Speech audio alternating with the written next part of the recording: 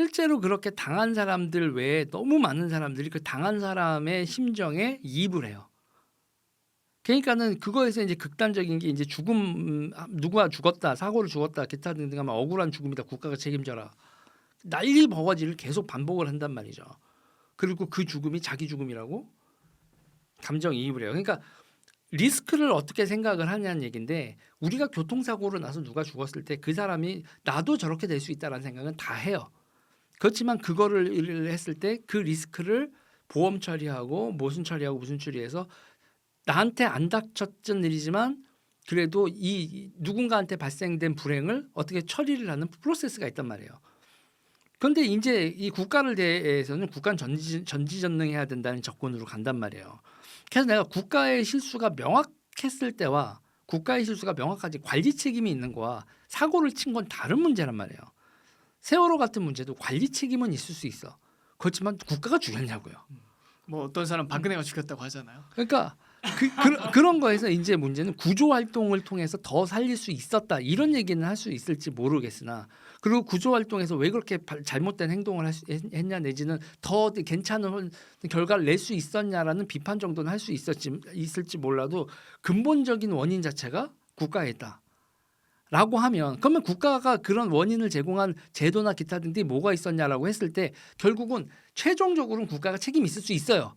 그렇지만 그 국가가 책임이 있다고 하더라도 그 누구 한 명한테 딱 귀속되는 문제는 아니란 말이에요. 그러니까 세월호 같은 문제에 대해서 아무도 얘기를 안 하는 문제인데, 그거에 대한 원인이 뭐냐라고 하면 국가의 책임이 있어요. 제가 봤을 때. 왜냐하면 연안 요금을 묶었어요. 연안 해운 요금이 비싸면 우리나라 섬 많잖아요. 섬에 있는 분들이 어떻게 생각을 해요? 그러니까 그 연안 요금, 해운 요금을 우리나라는 정부가 묶었다고 정부 그 규제를 했단 말이에요. 그러면 그 규제를 한 상태에서 싼 가격에 운행이 돼야 되잖아요. 그러니까 그 상황에서 그 일본에서 거의 이제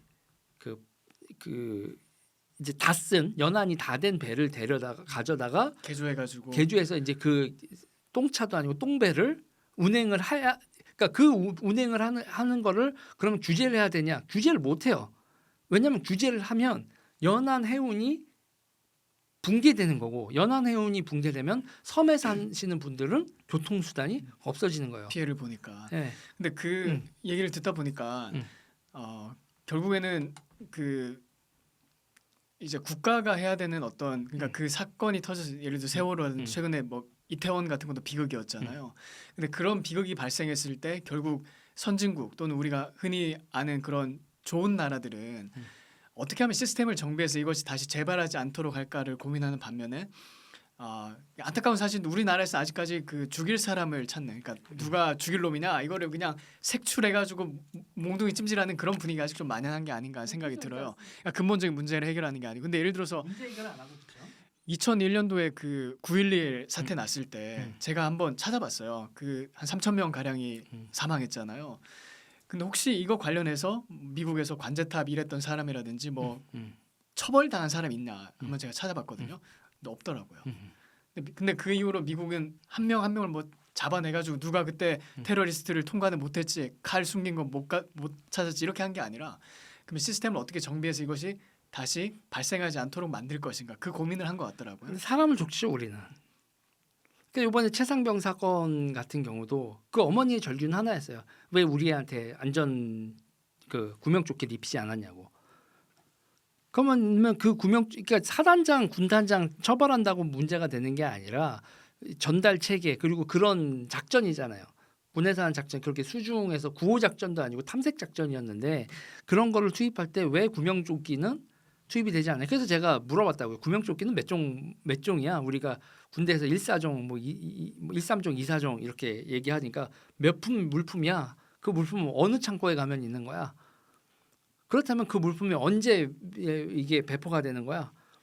구명조끼나 이런 거에 대한 그 매뉴얼 자체가 없는 거예요, 대한민국이.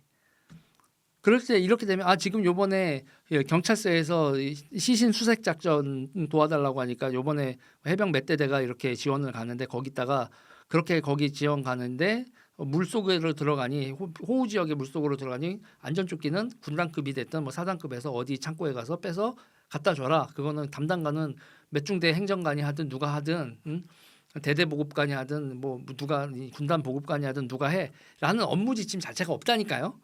그러니까 그런 시스템적인 문제가 있었다는 거네요. 그러니까 이번에도. 지금 다시 정비해서 만들어야 되는 거죠. 그렇죠. 그런 걸 사고 났을 때 죽일 사람을 찾는 게 아니고 죽일 사람이 그렇죠. 시스템 시스템을 만들어야죠. 정비해서 어떻게 하면 이것이 다시 재발되지 않게 할까. 이래서 뭐 미국 얘기를 다시 돌아가자면 원래는 저는 그 세대가 아니라 잘 모르겠어요. 근데 원래 예전에 여행하셨던 분들 보면 미국 통관할 때 엄청 쉽게 했다고 하더라고요. 그러니까 비행기 탈 때도 미국 가는 비행기 탈 때도 쉽게 가기도 하고 또 미국 안에서 비행기 탈 때도 심지어 그 비행기 타기 직전 게이트 앞까지 가가지고 막 손 흔들어주고 이렇게 하는 시대가 있었다고 하더라고요. 근데 그게 9.12 이후로 완전히 다 바뀌었잖아요. 지금은 오히려 그 TSA 하는 사람들이 왕일 정도로 뭐 거기 가보면 그 사람들이 그냥 절대 권력을 휘두르잖아요. 검문 검색을 하는 데 있어가지고.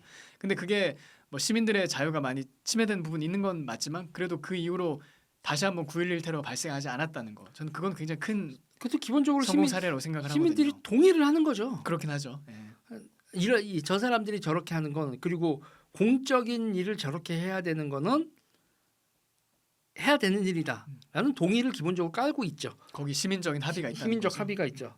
그게 이제 9.11을 겪었기 때문에 나온 합의죠.